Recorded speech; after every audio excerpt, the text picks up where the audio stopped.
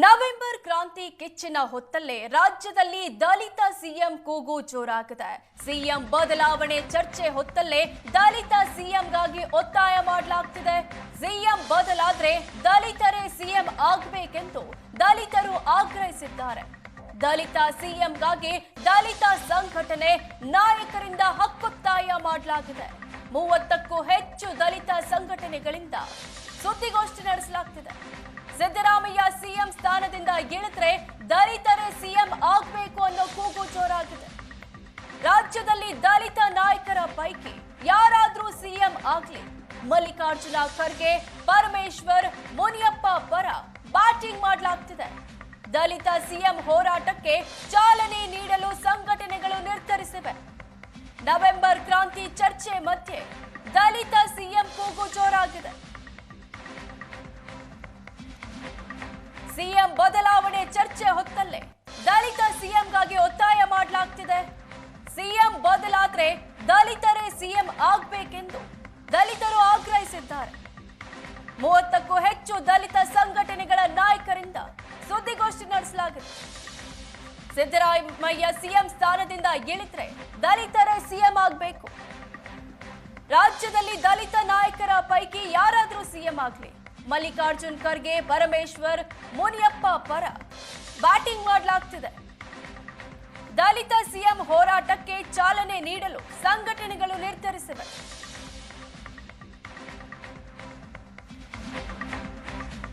ಕಾಂಗ್ರೆಸ್ ಉಳಿಯಬೇಕು ಅಂದ್ರೆ ದಲಿತ ಸಿಎಂ ಮಾಡಿ. ದಲಿತರ ಓಟ್ ಪಡೆದಿದ್ದೀರಾ, ದಲಿತರಿಗೆ ವಂಚಿಸಬೇಡಿ.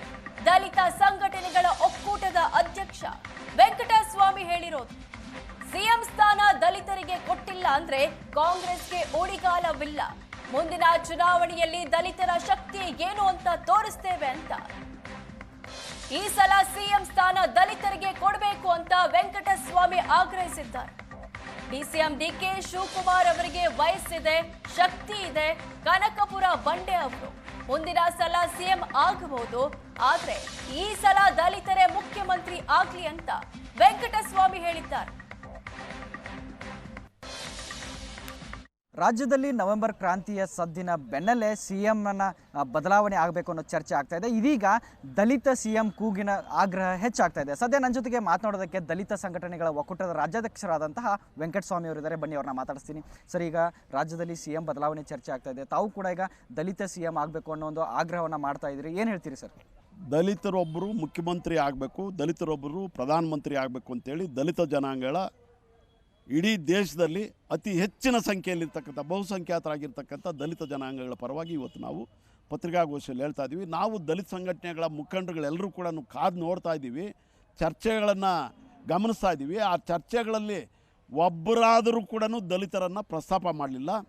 ಡಾಕ್ಟರ್ ಯತೀಂದ್ರ ಅವರು ಹೇಳಿರ್ತಕ್ಕಂಥ ಮಾತು ಬೆಳಗಾವಿಯಲ್ಲಿ, ಅದು ಜಾರಕಿಹೊಳಿ ಅವರ ಸಮಕ್ಷಮದಲ್ಲಿ ಅವ್ರು ಹೇಳಿರ್ತಕ್ಕಂಥ ಮಾತು, ಅಹಿಂದ ಹೋರಾಟವನ್ನು, ಚಳುವಳಿಯನ್ನು ಮುಂದುವರಿಸ್ತಕ್ಕಂಥ ಸಾಮರ್ಥ್ಯ ಇರತಕ್ಕಂಥದ್ದು ಯಾರು? ನಮ್ಮ ಸತೀಶ್ ಜಾರಕಿಹೊಳಿ. ಹೀಗಾಗಿ ನಮ್ಮ ತಂದೆಯ ನಂತರ ಅಹಿಂದ ಚಳುವಳಿಯನ್ನು ಕಟ್ಟಿದವರು ಸಿದ್ದರಾಮಯ್ಯ ಅವರು, ಅವ್ರ ಜೊತೆಗೆ ನಾವೆಲ್ಲ ಇದ್ದೀವಿ.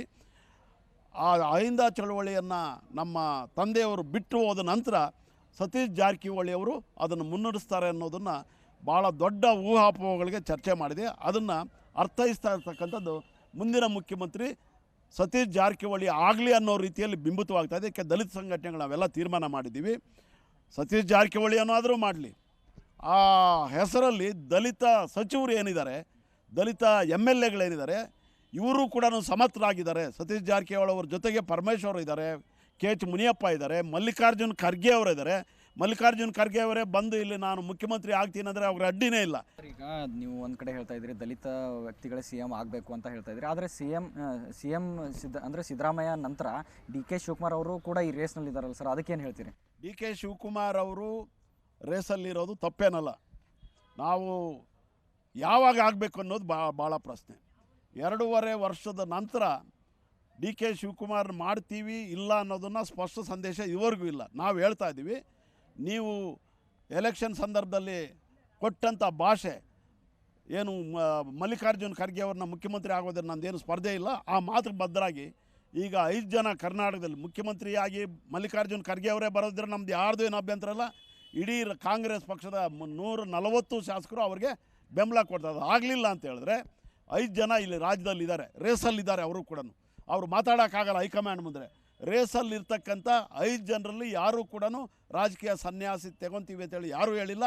ಅವರು ಕೂಡ ಸಮರ್ಥರಾಗಿದ್ದಾರೆ. 5 ಜನರಲ್ಲಿ ಖರ್ಗೆ ಅವರಾಗಲಿ, ಇಲ್ಲ ಅಂತ ಹೇಳಿದ್ರೆ KH ಮುನಿಯಪ್ಪ ಆಗಲಿ, ಪರಮೇಶ್ವರ್ ಆಗಲಿ, ಅಥವಾ ಜಾರಕಿಹೊಳಿ ಅಥವಾ ಮಹದೇವಪ್ಪ ಆಗೋದ್ರಲ್ಲಿ ಯಾರ್ದು ತಕರಾರಿಲ್ಲ. ನಾವು ಅದಕ್ಕೆ ಬೆಂಬಲ ಕೊಡ್ತೀವಿ.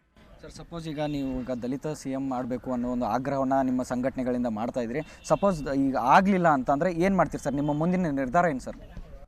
ಇಡೀ ರಾಜ್ಯದಾದ್ಯಂತ ಎಲ್ಲ ಜಿಲ್ಲೆಗಳಲ್ಲೂ ಕೂಡ ಎಲ್ಲ ದಲಿತ ಸಂಘಟನೆಗಳು ಐಕ್ಯಗೊಂಡು ದಲಿತರನ್ನು ರಾಜಕೀಯವಾಗಿ ಜಾಗೃತಗೊಳಿಸ್ತೀವಿ.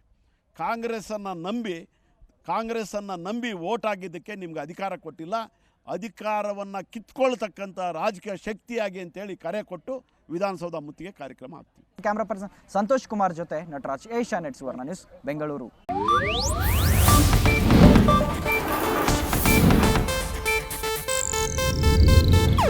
ಇದು ಏಷ್ಯಾನೆಟ್ ನ್ಯೂಸ್ ನೆಟ್ವರ್ಕ್ ಪ್ರಸ್ತುತಿ.